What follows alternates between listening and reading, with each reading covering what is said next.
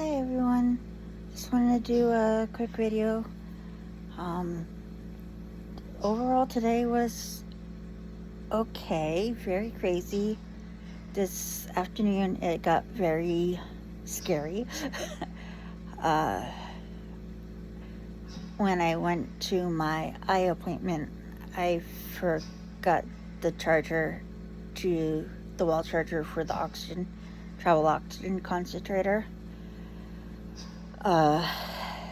So time my appointment was over, it was down to mid-20s, and the ride home was running late.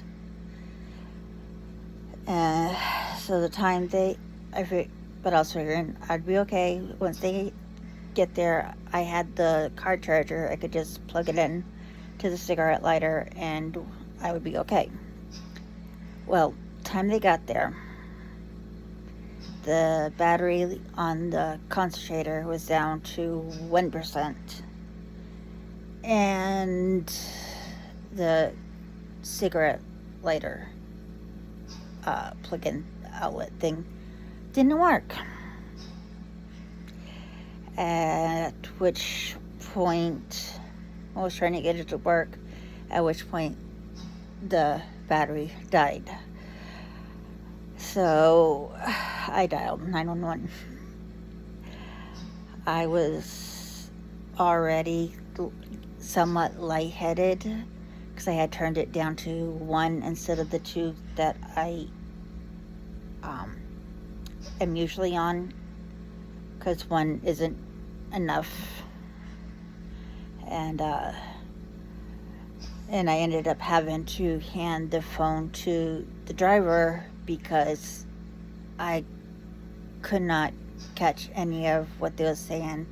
I was too lightheaded, too mentally panicky, and I just couldn't focus.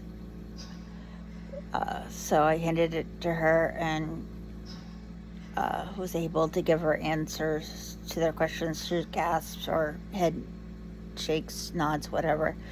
But I sat down on my walker and focused on just slow, as deep breathing as I could,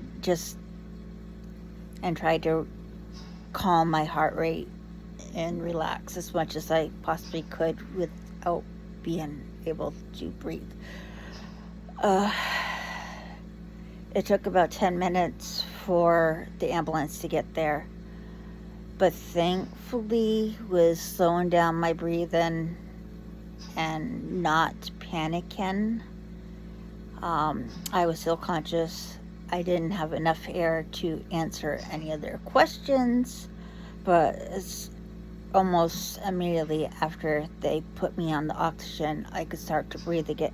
I was able to breathe again. I could start talking to them, and I was basically fine.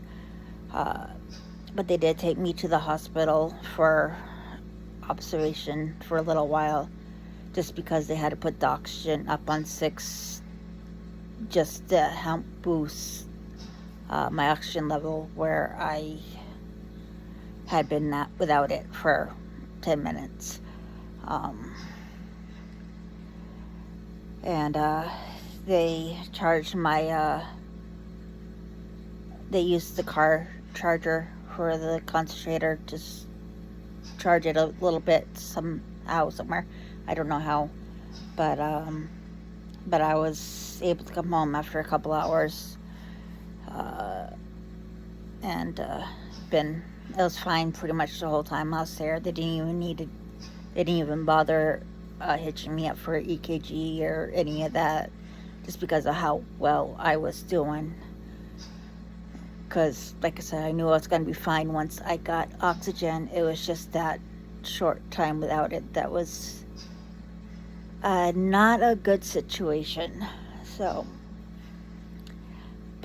lessons learned, I'm going to double check to make sure I have the wall plug in in my bag each time I leave to go to appointments. And a friend of mine whose husband just passed away, who was on oxygen, she gave me the travel concentrator that he was using. So I have another one as a backup type deal, which is going to be a big help because taking the medical transport, they pick you up at least an hour early and you're often waiting afterwards. So an hour appointment could be 3 hours long. So, but anyways, that was the adventure for today, and I hope I don't have to ever repeat it again. But I am so thankful that I had been practicing being calm off from the oxygen for little short bits of time. Most of it's just switching from one oxygen source to the other, but you never, every once in a while you get tangled up, our Bella gets excited and gets tangled up, and she usually won't pull, but every once in a while she does kind of pulls and yanks it off my face, so it can be interesting being totally oxygen dependent with a hyper 2.5-year-old dog.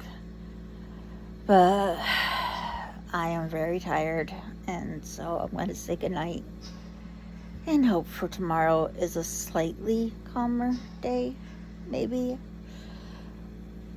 At least no more going to the emergency department. But anyways, night.